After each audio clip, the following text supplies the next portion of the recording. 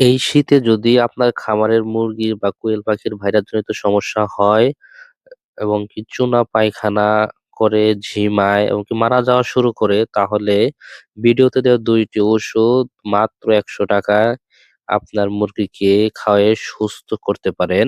হাতের ডান পাশের ওষুধটি হচ্ছে জেন্টামাইসিন গ্রুপের ওষুধ। এটি ২ লিটার পানিতে ১ গ্রাম করে। বাম পাশের ওষুধটি হচ্ছে একটি অ্যান্টিভাইরাল জনিত ওষুধ জিলিয়ান ভেট। এটা ২ লিটার পানিতে ১ গ্রাম করে টানা ৩ থেকে ৫ দিন খাওয়ালে আপনার মুরগির চুনা পায়খানা জীবাণু সহ প্রায় সকল ধরনের ভাইরাসজনিত সমস্যা থেকে মুরগি সুস্থ হয়ে যাবে।